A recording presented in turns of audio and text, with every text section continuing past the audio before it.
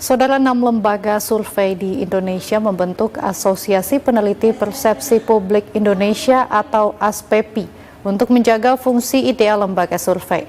Mengenai wacana sistem pemilihan umum tahun 2024, ASPEPI menyatakan sikap menolak sistem proporsional tertutup pada pemilu 2024.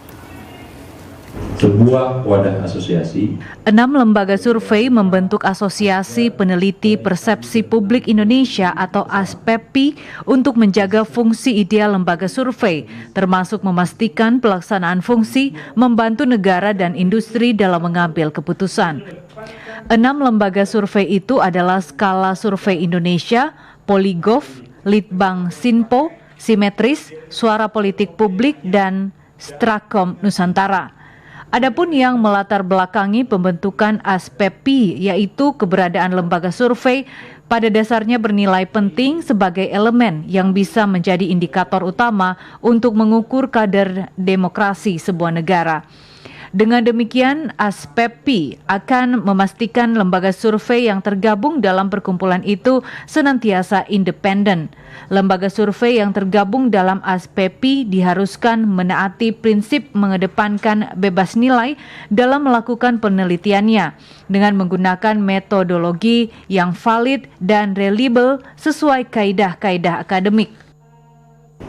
ASPEPI sebagai organisasi bukan lagi sebagai organisasi yang tidak diakui negara, tapi kami telah resmi berdiri. Kenapa ASPEPI hadir? Setidaknya ada beberapa alasan yang menurut hemat kami membutuhkan untuk bisa bersama-sama memperjuangkannya. Keberadaan lembaga survei pada dasarnya sangat penting sebagai elemen yang bisa menjadi indikator utama untuk mengukur kadar demokrasi sebuah negara. Mengenai wacana sistem pemilu 2024, ASPEPI menyatakan sikap menolak sistem proporsional tertutup pada pelaksanaan pemilu 2024 dan mendorong agar Mahkamah Konstitusi tetap mempertahankan sistem proporsional terbuka dalam putusannya. ASPEPI menolak sistem proporsional tertutup pada pemilu 2024 karena menilai sistem proporsional terbuka terbukti cukup memadai dalam mengurangi jurang pemisah antara aspirasi rakyat dan para wakilnya di DPR.